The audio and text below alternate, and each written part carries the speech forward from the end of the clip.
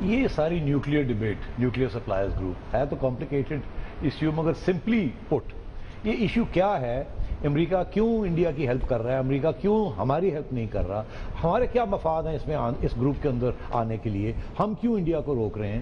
اس کو مختصراً آپ عوام کے لیے بتائیں، یہ ہے کیا چکر؟ بنیادی بات سادہ سی ہے، پاکستان اور ہندوستان نے جوہری ہتھیار حاصل کیے دنیا کی اپوزیشن کے باوجود۔ جو لیگل پرسپیکٹو ہے، قانونی طور پہ ہم اور ہندوستان نیوکلیر ویپن سٹیٹ تسلیم نہیں کیے جا سکتے، ایسا دنیا کا قانون ہے۔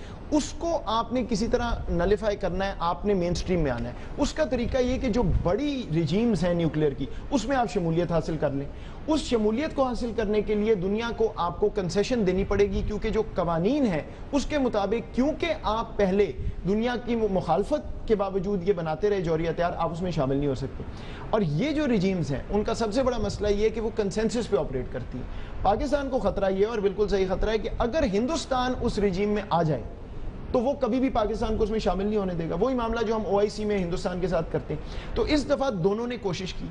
دنیا یہ بات مانتی ہے کہ جی ہندوستان جو ہے وہ کیونکہ AQ خان معاملہ نہیں ہوا وغیرہ وغیرہ، اس کی وجہ سے وہ شامل ہو سکتے ہیں۔ انڈیا کو ڈیل بھی ملی، نیوکلیر ڈیل جو امریکہ نے دی، جس سے میرے نزدیک خطے میں بہت نقصان ہوا، لیکن بہرحال ہندوستان کا کیس بہت سے ممالک مانتے ہیں، ہمارا نہیں مانتے۔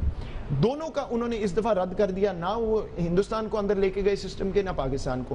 لیکن ہندوستان کوشش کر رہا ہے، اور میرا یہ خیال ہے کہ ہمارا اس وقت یہ پرسپیکٹو ہے کہ جی دونوں نہیں گئے، ہمیں ضرورت نہیں، ہمیں بہت سخت ضرورت ہے، کیونکہ ہندوستان کا چانس زیادہ ہے۔ یا ہم ہندوستان کے ساتھ جائیں گے اس رجیم میں، یا وہ چلے جائیں گے، ہم نہیں جائیں گے۔ اس لیے جتنی کوشش ہو سکتی ہے وہ ہمیں کرنی ہے۔ اس کا تعلق نہ میرے نزدیک انرجی سے ہے، نہ اس کا تعلق جوہری ہتھیاروں سے ہے، اس میں کوئی فرق نہیں پڑے گا۔ فرق اس بات کا ہے کہ آپ ابھی بھی رجیم کے باہر ہیں، اور دنیا آپ پہ لان تان کر سکتی ہے، قانونی طور پہ آپ کو پوچھ سکتی ہے کہ جی آپ یہ کس طرح کام کر رہے ہیں۔ ایک دفعہ آپ اندر آ جائیں تو پھر آپ مین سٹریم میں آ جائیں گے۔ دنیا کا مفاد یہ ہے کہ اگر آپ کو وہ لے آئیں تو پھر آپ پہ وہ قوانین اپلائی ہوں گے، جو کہ ابھی نہیں ہوتے۔ تو معاملہ اس طرح ہے، لیکن کیونکہ جوہری ہتھیاروں کا معاملہ ہے، بہت سی سیاست ہے، اس لیے یہ آسان نہیں ہوگا۔ ہمیں ہندوستان کے ساتھ ہی شمولیت ملے گی، علیحدہ نہیں مل سکتی۔